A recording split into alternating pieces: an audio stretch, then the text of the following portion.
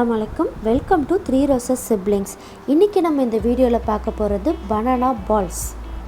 Evening டைமில் tea டைமில் வச்சு சாப்பிடக்கூடிய ஒரு ஸ்நாக்ஸ் ரெசிபி தான் இன்றைக்கி பார்க்க போகிறோம்.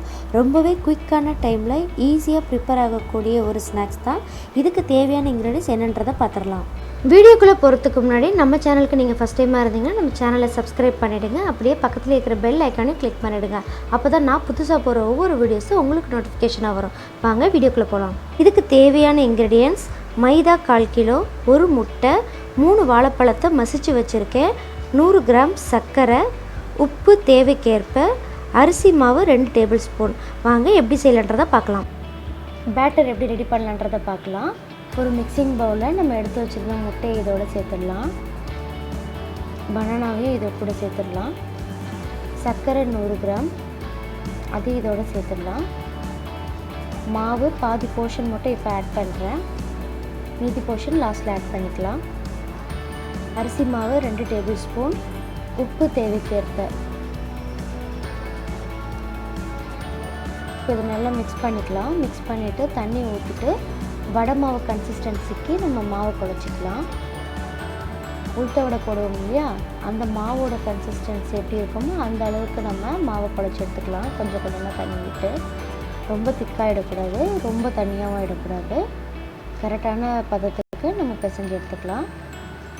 லாஸ்ட்டில் நம்ம எடுத்து வச்சுருந்த மீதி மாவையும் இது கூட சேர்த்துடலாம்.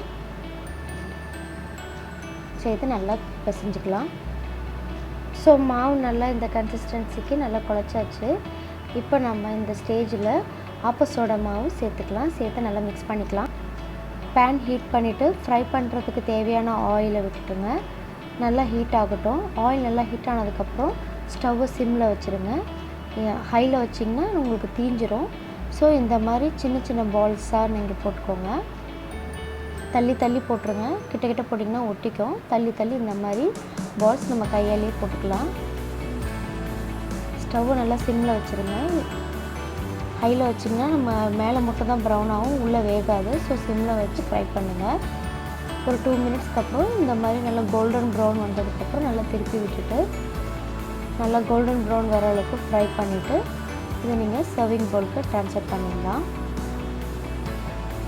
இது ரெடி ஆகிடுச்சு. இப்போது சர்விங் பிளேட்டுக்கு ட்ரான்ஸ்ஃபர் பண்ணிடலாம். ஸோ அவ்வளோதான் ஃப்ரெண்ட்ஸ், பனானா பால்ஸ் ரெடி ஆகிடுச்சு. இதை நம்ம சாய் கூட சர்வ் பண்ணலாம். ரொம்பவே விரும்பி சாப்பிடுவாங்க. எல்லாருக்குமே ரொம்ப பிடிக்கும். இது பாருங்கள் எவ்வளோ சாஃப்டாக இருக்குன்ட்டு உங்களுக்கே தெரியும் பார்த்தாலே. நல்லா உள்ளே நல்லா குக்காகிருக்கு. இது கண்டிப்பாக ஈவினிங் டைமில் நம்ம குயிக்காக சூப்பராக ரெடி பண்ணிடலாம். பசங்க ஈவினிங் ஸ்கூல் விட்டு வர பிள்ளைங்களுக்கு இது கண்டிப்பாக விரும்பி சாப்பிடுவாங்க. இது நீங்களும் கண்டிப்பாக வீட்டில் ட்ரை பண்ணி பார்த்துட்டு எப்படி இருக்குன்னு எனக்கு கமெண்ட் பாக்ஸில் கமெண்ட் பண்ணுங்கள். அண்ட் லைக் பண்ணுங்கள், ஷேர் பண்ணுங்கள். அண்ட் த்ரீ ரோசஸ் சிப்ளிங் சேனலுக்கு சப்ஸ்கிரைப் பண்ணிவிடுங்க. அண்ட் மறக்காமல் பெல் ஐக்கானே கிளிக் பண்ணிவிடுங்க. தேங்க்யூ ஸோ மச் ஃபார் வாட்சிங். அஸ்ஸலாமு அலைக்கும்.